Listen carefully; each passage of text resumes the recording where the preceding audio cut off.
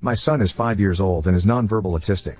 When I was pregnant, my grandfather-in-law Robert S.R. told me that if I had a son and named him Robert IV, he would inherit the family fortune of several $1 million worth of real estate and investments. This was his dying wish that his name lived on.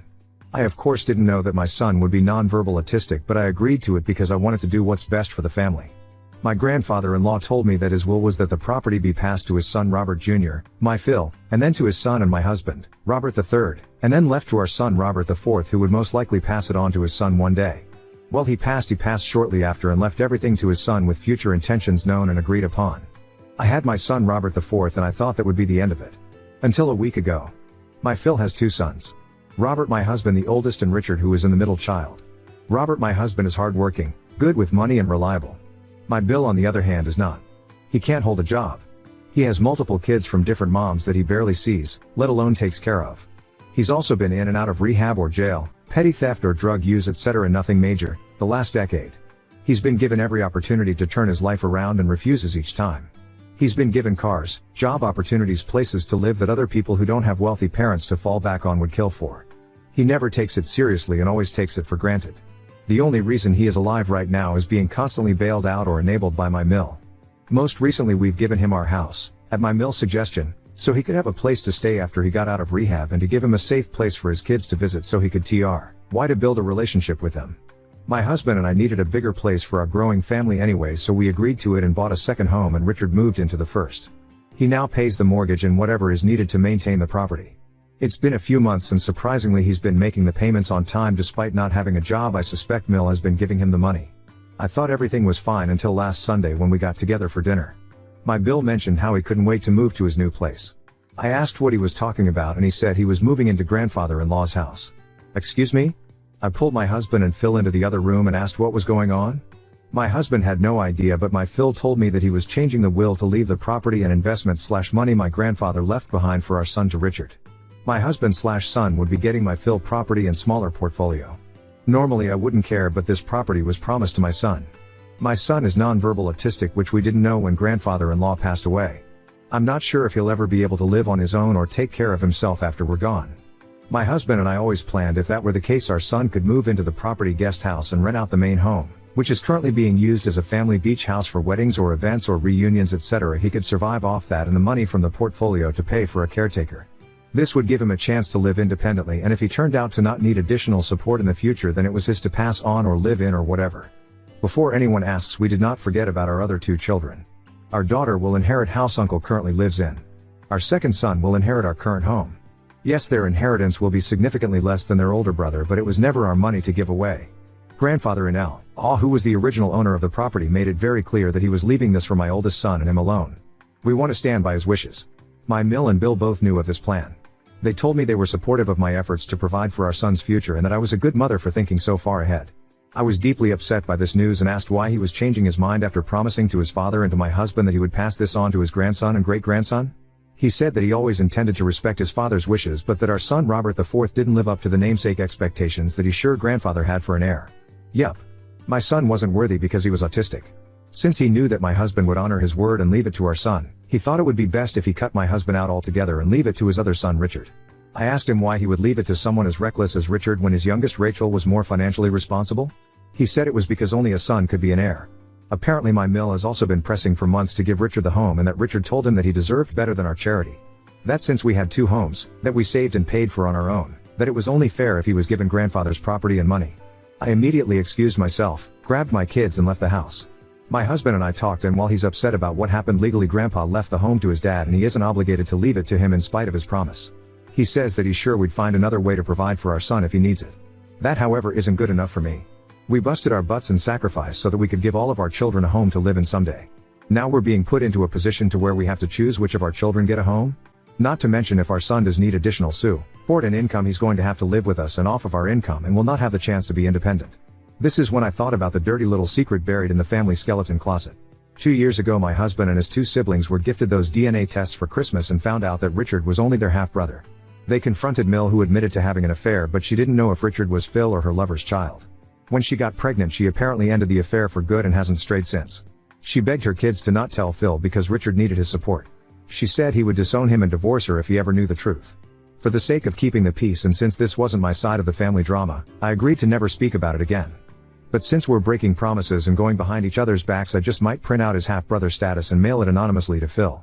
This will implode the family while I happily watch from the sidelines, as well as securing my husband/my son's place as the inheritor of the family fortune. After all, only a son can be an heir and Richard is not his son. Edit. I'd like to give some more context to those in the comments. I am not rich by any means at all. My parents grew up in poverty and worked their way up to lower middle class. I'm not educated beyond high school, and even then I was average at best. I'm neurodivergent like my son, but at a higher function level, and did not do well in subjects that did not interest me. My husband and I met on a high school track field, and it was love at first sight. His parents did not want us to be together. I was not the girl they picked out for him, and I didn't come from the right kind of family or come from the same religious background. My husband knew choosing me was going to make his life harder and he'd have less support, and he did it anyway. He lost his college funds, so he joined the military. I worked in a pizza shop while he was in training, and we got married right after, and I moved into his 2-bedroom apartment he shared with a guy from his work. I worked at a Waffle House around the corner while he took college classes online. We worked hard to get where we are now. He got out after finished college and we moved back home and bought our first house, a small 3-bed 2-bath. I want to point out that in the first 5 years of our marriage, while they didn't accept me, they were never mean or rude to me. They called their son regularly, they were always cordial about me and asked how I was, and always sent gifts on Christmas and our birthdays. After we moved back and they actually got to know me, we became a lot closer. I also converted to their religion, and I felt like they were starting to accept me, and when I got pregnant with our son, I was officially a part of the family. I did not see any reason to not trust them or believe them when my grandfather-in-law asked me to name my son after him. My husband is a very sincere and honest person, so when he told me they were serious, that's all I needed to hear, and I agreed to it for the sole purpose of securing a better future for my son. I wanted to name my son after my own father and grandfather, and they knew that, and it was incredibly difficult to go to my dad and tell him I changed my mind and he wouldn't be named after him but instead after my husband and father-in-law. I could tell he was disappointed, but he agreed that I was doing the right thing for our son. So for them to put me through that, robbing me of the chance to pick the name for our firstborn under the promise of he will want for nothing, and then to snatch it away because he wasn't the kind of namesake you wanted, because he was autistic, because he wasn't the perfect heir they imagined, and they expect me to bite my tongue and be okay with my son being screwed over? Hell no. We're going to be visiting my extended family for the summer next week. I'm going to have my friend mail it from a local post office a week or two after we leave, so there's not a traceback to us, and we'll see what unfolds from a distance. Edit. Jesus people. I get it.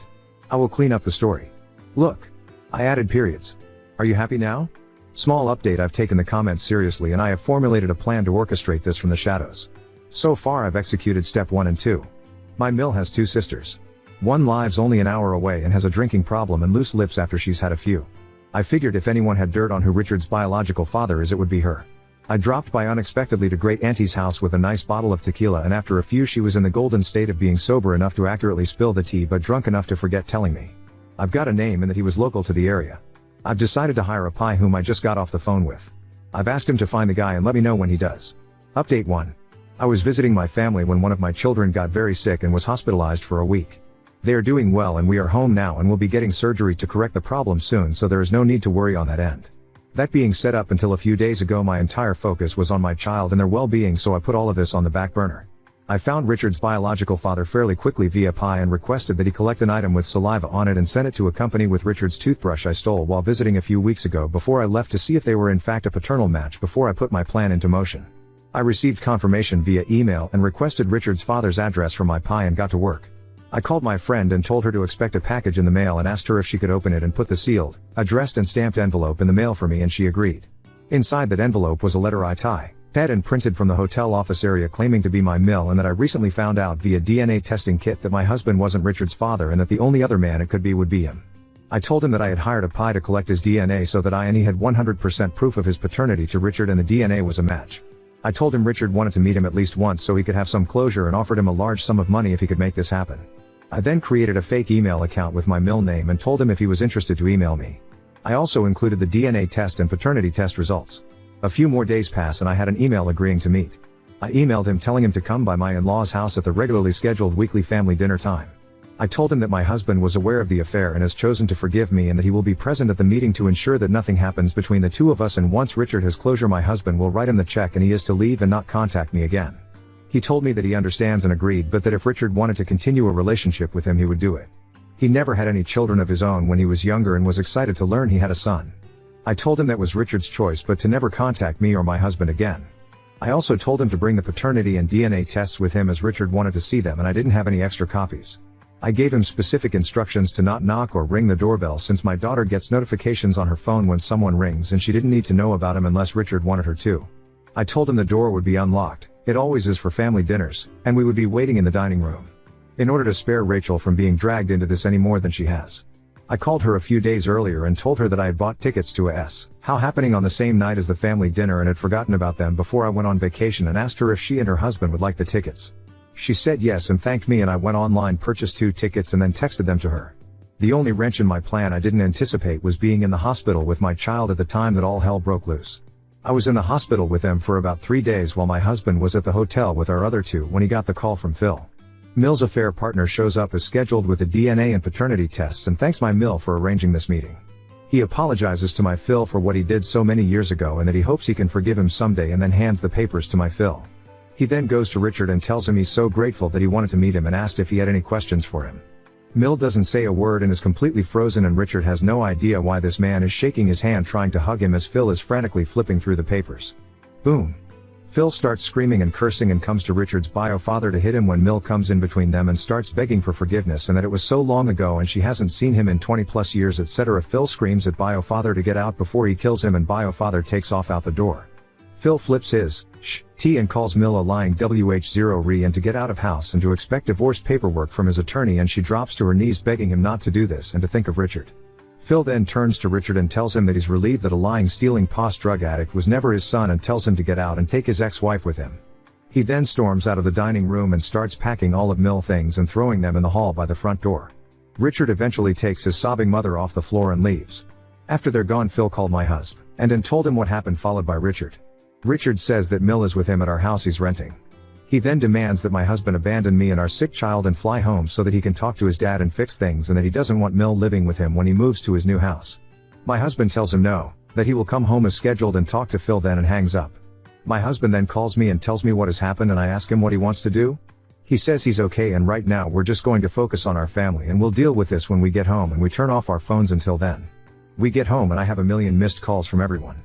Bill got drunk and showed up at Phil's house later that night demanding he take her back and that she's his wife, not his, and it's his job to take care of her and that there isn't room for her at his new house. My Phil, as predicted, tells him that there is no new house now or ever, that only his son will ever inherit that house and to get out. Bill then punched Phil and Phil called the cops and had him arrested. Phil froze all of the bank accounts so Mill couldn't bail him out. Sil finds out about this the next morning when Mill calls her, freaking out that Richard never came home the night before and Phil has blocked Mill number so she can't call him. Rachel calls her dad and tells her what happened the night before and that Richard is in jail. Rachel then lets it slip that she already knew. He then asks if Richard or Mill knew and she tells him that they did, and he told her he was disappointed that he didn't tell her the truth before, and hangs up. Rachel called Mill and told her Richard was in jail and Mill tried to bail him out but couldn't because her cards were frozen, and Sil asked her husband if he'd bail him out but he refused since her father and his father are business associates and that he's not going to get involved, and that was that. Richard was in jail for a few days and assault charges when we got home and got caught up to speed on everything that happened. My husband went and bailed Richard out, solely for his niece's sake, and gave him a ride back to our rental home. He then went to Phil's house so they could talk. Phil asked if he knew and my husband told him he did. Phil asked him why he didn't tell him the truth and my husband told him he wanted to but that his mom begged him not to and that she was sorry and that it would never happen again and that he wanted to protect both of them and his siblings from the pain of a divorce. Phil told him he understood and that his mother shouldn't have put that burden on him and that he doesn't know what he would have done if he was in his position but that he forgives him. He told Phil he bailed Richard out and Phil says he doesn't care and that my husband can be there for him as his brother but he's done having him for a son. He says that Richard knew for years that someone who wasn't his father had bailed him out and taken care of him again and again and Richard never appreciated it and that he was done. He asked Phil if he was really divorcing his mother and he said he was. If she had told him about the affair when it happened they maybe could have worked past it, but she lied to him for decades and he can't forgive that, and he can't forgive that she passed off another man's child as his son. He's done with her and never wants to see either of them again. He then apologized to my husband about the house and that he knew it was wrong and that all of this has reminded him about the importance of keeping your vows/promises. He would have his attorney correct the will to its original state before filing divorce proceedings. Phil and Mill signed a prenup with an infidelity clause so she will get nothing she didn't come into the marriage with, so she cannot interfere with the will or the house anymore.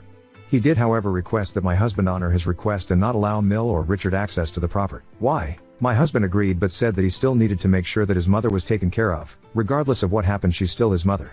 Phil then offered to build a Mill suite at our rental home with Bill so she could have somewhere to live and someone could keep an eye on Richard and his kids. My husband asked if he would drop the charges against Richard for the sake of his kids and my Phil said he'd see what he could do about it. My husband thanked him for talking to him and that he'd see him again once our child was feeling better. My husband called my mill, who is still a wreck, and told her what they talked about and about her moving in with Richard, and she's lost it. My husband then reminded her of their prenup and that he had kept her secret for as long as he did, and now he needed to stand with his dad, and she reluctantly agreed. He also spoke to Richard, who was also pissed off that he wouldn't be getting the property and now would have to share the house with his mother, and my husband also reminded him that we bailed him out and are letting him live in our home at cost. The least he can do for us and his mother is let her live here too. He also reluctantly agreed. Finally, my husband called his sister to see how she was doing. She and Phil had a long talk and they're doing okay. He was disappointed that neither Rachel or my husband told her the truth, and that hurts, but that he still loves her and that he will always be there for her, but that he just needs some time to work through things, and he's going to call her and my husband when he's ready for us to have a family dinner again, but that we'd be going out to eat from now on. My husband and I had a long talk about how he feels, and he says he feels good getting the weight off his chest and having it out in the open. He feels bad about his mom, but that she made her choices and has to stand by them, and that he will make sure that she is taken care of if Richard drops the ball. We aren't sure what that looks like yet, but we'll cross the bridge when we get to it. I asked him how he felt about the will being reinstated, and he said that he's relieved that we don't have to worry our son anymore, and that he's grateful that everything worked out the way God intended it to. As for Richard's bio father, he emailed me after the dinner and asked what the hell happened, and I told him my husband couldn't handle seeing the man who slept with his wife in person and lost it. He was free to reach out to Richard and arrange a meeting if he wanted to, and to not contact me again. I sent him Richard's phone number and deleted the email address. I have no idea if they are in contact or have any current plans to meet. Now on to second story. Neighbor kept invading my privacy, from snooping through windows to crashing my dinner, and now I suspect she stole my clothes. I recently moved into a new house in a small gated community over the summer. This is the first time I've lived in a house since I was little. When I moved in, I received a lot of welcome gifts from my neighbors since it's a very tight-knit community. This is how I met most of my neighbors, including Dana and her husband. Dana is my next door neighbor. The first time we met, Dana came to my front door with her husband and 3 sons to introduce themselves. They brought me homemade cookies as a welcome gift. Her sons were really into dirt bikes and saw mine in the garage as I was moving in. I told them they could come over and check them out anytime they wanted. I was being nice. Dana never really said anything or gave out any red flags. The next week I was at work and got a motion notification from one of my cameras. It was video of Dana by herself looking into a window on the side of my house. I maybe thought she was checking to see if I was home and didn't think much of it. Then I get a text from her later that day asking me when I would be home since her sons wanted to come over and check out my bikes. I replied that I would be working late, and she responded that she would let her sons know. Nothing ever really happened for a few weeks. The second event was a Saturday night. She knocked on my front door and asked if I would like to come over for dinner. I didn't really have much going on, so I said sure. I go over to her house, and I'm expecting her family to be there. Nope, it was just her. She said that her family was visiting a family member. I didn't want to be rude, so I ended up staying. Dana is a big talker, so I barely got a word in that night. It felt strange, but it was just a conversation. I saw her husband Chris a few days later while checking the mail, and he asked me if I enjoyed Dana's cooking. I responded it was great, and I wish he could have made it. So I guess he knew about us having dinner and was fine with it. The third event was a few days ago. My camera caught Dana walking in my backyard by herself looking into my shed. I confronted her on the phone, and she said she was just looking for a shovel. I informed her that my tools were in the garage and made sure to let her know I can see everything on my cameras. She apologized for not asking me before coming over. She later that day sent me a picture of my boat in my driveway asking if I could take her out in it. I left her on read. The latest event happened last night. I had my somewhat new girlfriend over at the house. We were grilling in the backyard having a good time when all of a sudden Dana shows up with her boys and literally self-invited her family to dinner. It was extremely awkward for everyone. I tried telling them that I didn't have enough for everyone. Dana claimed that her family wasn't that hungry. Dana didn't leave until my girlfriend left. I'm extremely confused if Dana is into me or just has no social awareness. The only thing at this point keeping me from straight up confronting her is that we are neighbors, and have to live next to each other. Her husband has been nice, and doesn't give off any strong GE vibes. What do I tell her to leave me alone? Do I need to wait for her to do something again? Please help. I have blinds on the house. In the video it looked like she was trying to find a window that was open. When I first was moving in I left my garage open, and went to lunch. A box of my clothes labeled clothes was missing. At the time I thought maybe I lost it in the moving process, but now I think she had something to do with it. Update 1. Original post on this account. Wow, wasn't expecting the original post to blow up the way it did. I would like to thank everyone for their advice. Turns out that the people who said she was into me were right. Dana texted me last Thursday letting me know that her family were going out of town for the weekend. She said that she would be lonely and wanted to know if I'd keep her company. Said something like she's grateful to have such a young and strong man in her life, referring to me. I'm 90% sure that means she's into me. I politely declined by telling her that I would be with my girlfriend. Friday night I'm chilling with my girlfriend at home and Dana knocks on the door. I'm so thankful for my girlfriend, Because she let Dana have it. We didn't hear anything from Dana the entire weekend. I guess now Dana is mad because she issued an HOA violation for my trash cans being in the wrong place. Also, the other night she was taking pictures of my girlfriend's car parked on the street for whatever reason. Yesterday I had a conversation with one of my neighbors who let me know that Dana and her husband are apparently in an open relationship, because her husband is bi. Anyways, not really my problem, and I'll just deal with them as my neighbors. Ever since my girlfriend had that talk with her, she hasn't been on my property.